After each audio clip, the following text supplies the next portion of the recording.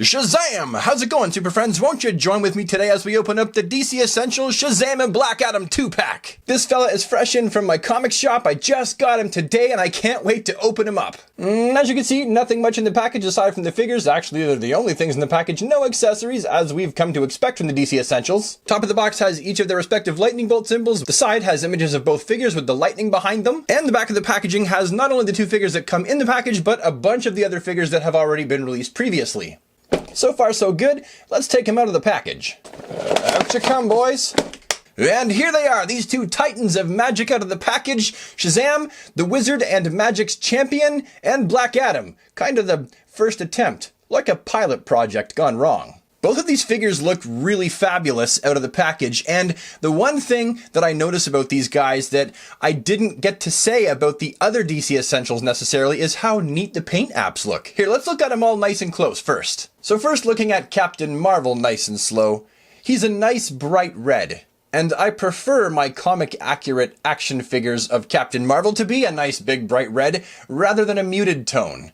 All the new sculpted detail on Captain Marvel looks fantastic, boasting a newly sculpted belt, forearms with their wrist cuffs, new boots, and also a brand new sculpted cape. The only complaint I have is that the paint apps on Black Adam's cape are a little bit sloppy. The paint apps for Captain Marvel are nice and clean and crisp all around with no paint slop on that symbol. Very, very satisfied with the overall basic look of this figure. Black Adam's black is a nice matte black, and it's easy to photograph and it's easy to film because it doesn't reflect too much light. And just the same as Captain Marvel, he boasts a newly sculpted belt, newly sculpted forearms with those wrist bracers, as well as newly sculpted boots. But both figures have the exact same body proportions as all the rest of the DC Essentials figures, meaning their torsos seem just a tad bit narrow and their arms seem a little bit long and gangly, kind of like long chimpanzee arms. But overall, both of these figures look pretty fantastic, and so far, I'm liking the looks of what we see here. Moving on to their head sculpts, this one looks very much like Captain Shazam. I did it again. Drat! Shazam's face sculpt looks a lot like it does in the comic books, and it also has a very classic look to it, and it's one of my favorite Captain Shazam— darn it, I did it again!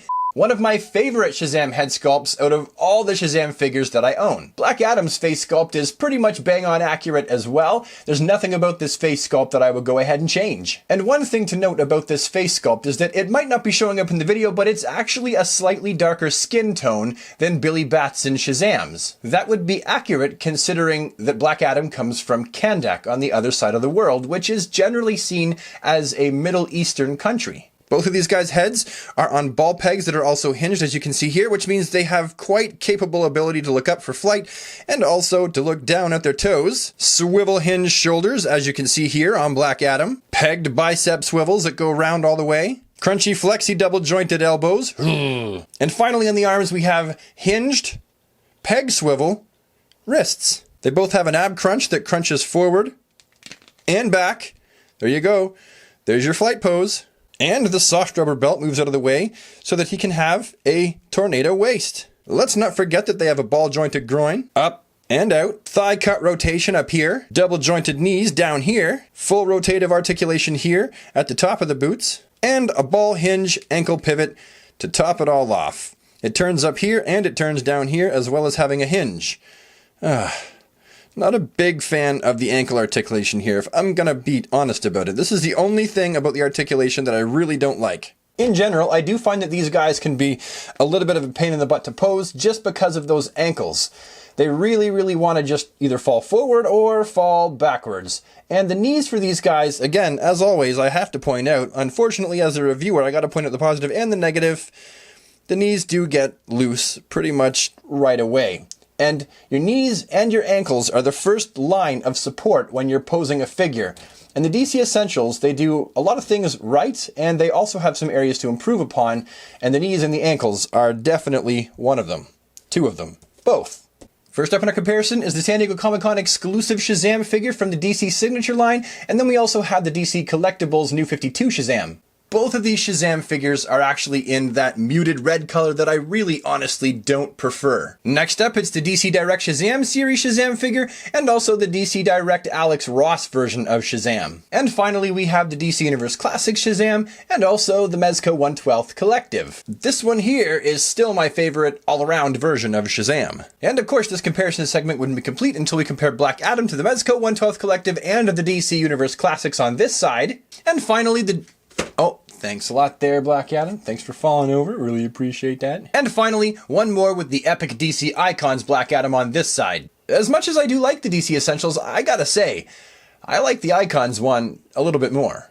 So now that we've came this far through the video and looked at pretty much absolutely everything, what do I think about these guys? Well, in spite of the fact that I know the knees and the ankles have troublesome articulation, the arms are kinda long like a chimpanzee as mentioned, and their bodies, in my opinion, are just a little bit too narrow and gangly, I still feel like these guys are a must-have if you're a Shazam/Black Adam fan. I still feel like they look great, especially when you get them all posed up. You don't notice that their arms are quite so long. They're bright, they're clean looking, and they're pretty accurate representations of each of the characters. I picked these guys up from my local comic book retailer Grey Guardian Games, and I paid about $67 all said and done, taxes in.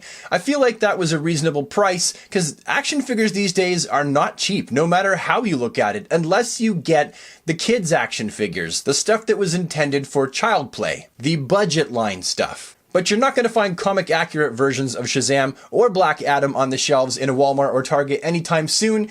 If you want them, these are it. So I say go for it. But that's it. That's my time. Thank you so much for tuning into my channel today and watching this video. I really appreciate it.